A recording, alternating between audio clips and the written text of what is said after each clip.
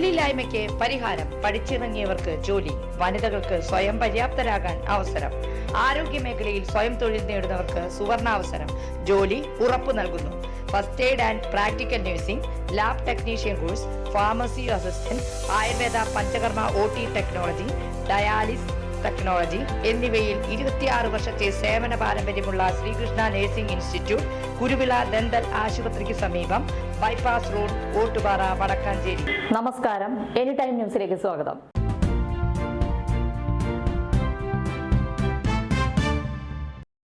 നർത്തകൻ രാമകൃഷ്ണനെ ജാതീയമായി അധിക്ഷേപിച്ച കേസിൽ നർത്തകി സത്യഭാമയോടെ കീഴടങ്ങാൻ ഹൈക്കോടതിയുടെ നിർദ്ദേശം. ഒരാഴ്ചയ്ക്കുള്ളിൽ കേസ് പരിഗണിക്കുന്ന തിരുവനന്തപുരത്തെ കോടതിയിൽ ഹാജരാകാനാണ് നിർദ്ദേശം. അന്നേ ദിവസം തന്നെ കീഴ്ക്കോടതി ജാമ്യാപേക്ഷ പരിഗണിച്ച് ഉചിതമായ തീരുമാനം എടുക്കണമെന്നും സിംഗിൾ ബെഞ്ച് നിർദ്ദേശിച്ചു. സത്യഭാമ സമർപ്പിച്ച മുൻകൂർ ജാമ്യാപേക്ഷ തീർപ്പാക്കിയാണ് ഹൈക്കോടതിയുടെ നിർദ്ദേശം. മോഹിനിയാട്ടം കലാകാരൻ RLV രാമകൃഷ്ണനെതിരെ അധിക്ഷേപ പരാമർശത്തിലാണ് കലാമണ്ഡലം സത്യഭാമയ്ക്കെതിരെ പോലീസ് കേസെടുത്തത്. യൂട്യൂബ് പരാമർശത്തിലൂടെ തന്നെ വ്യക്തിപരമായി അപമാനിച്ചെന്നാണ് കലാമണ്ഡലം സത്യഭാമയ്ക്കെതിരായ പരാതി.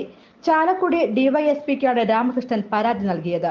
തൃശൂർ നടപടിക്കായി പരാതി തിരുവനന്തപുരം പോലീസിന് കൈമാറുകയായിരുന്നു. അഭിമുഖം നൽകിയ യൂട്യൂബ് ചാനലിനെതിരെയും നടപടി വേണമെന്ന് പരാതിയിൽ ആവശ്യം ഉയർന്നിരുന്നു. News desk any time news. കൂടുതൽ വാർത്തകൾക്ക് ഞങ്ങളുടെ ചാനൽ സബ്സ്ക്രൈബ് ചെയ്യുക, ഫേസ്ബുക്ക് ഫോളോ ചെയ്യുക. വാർത്തകൾ വേഗത്തിലറിയാൻ എനി ടൈം ന്യൂസ്.